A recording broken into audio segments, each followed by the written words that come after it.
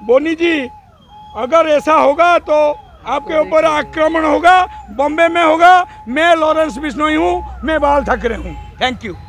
आमर तुम मान जरिए आग गोटे 4,50,00,000 लोक प्रणाम कहीं ना मु गुड़ाई दिन है बैठ दे नी मसे खंड है।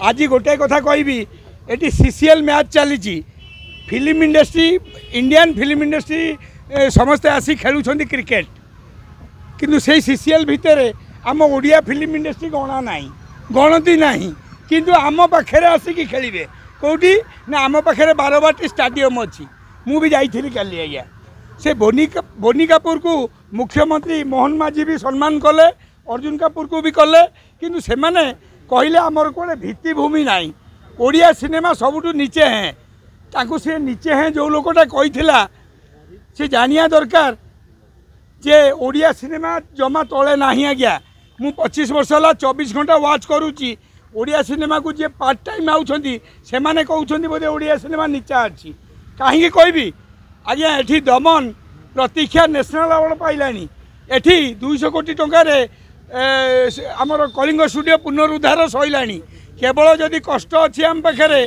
गोटाए कष्ट अच्छी कौन ना 314 ब्लॉक रे 200 सीटर सिनेमा हॉल ही नहीं तो ए कष्टा को बोनी कपूर कहवा दरकार कि आम नीचा तमें जहाँ घर को आसिल सा घरे पखाला भात खाओ माछ खाओ मांस खाओ आमे सब हेलु भक्त वत्सल आमे जगन्नाथ धाम रे अच्छु काली मोर शनि महासेनार 314 ब्लॉक रु पिला माने कहले आमे बोनी कपूर उपरे काली माड़ करिवु मु तांको जेहेतु तांकर मुख्य मु मना कली कहीं ना आमे दासिया बाउरी ठू नड़िया नौ आमे जगन्नाथ लोक जदि केतबेले तांको उपरे कला माड़ करिया पड़िबो मु मिटू मिथुन तांको घर को जाई बॉम्बे रे काली माड़ करी मोर मु अरेस्ट हेबी किंतु मु एति कहबी जो सिद्धांत महापात्र तांको साइड रे ठिया होइतले सीए ठिया न होई जदि प्रसाद नंद ठिया होइथांते सीए बतई थांते आम इतिहास कौन बतई थांते जे आमे सेही लोक जीए शेष श्रावण सिनेमा को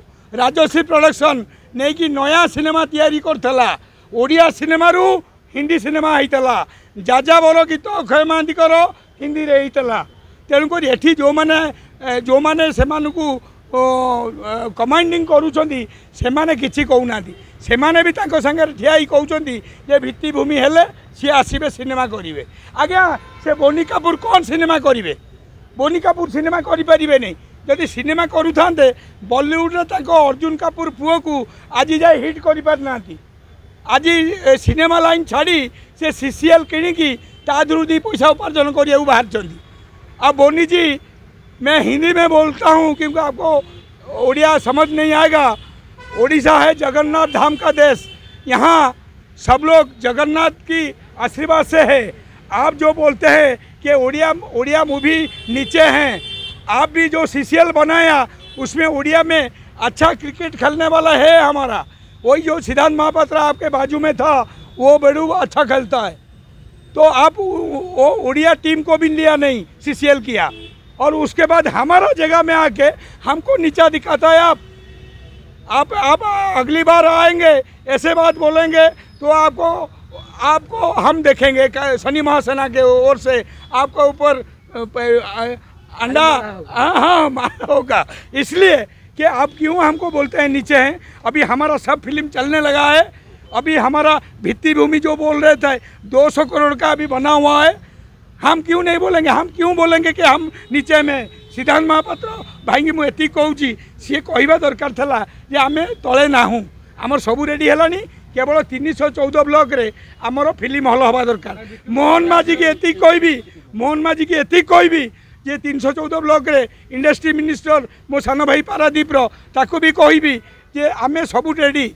आज भल सिनेमा तैयारी आरंभ है।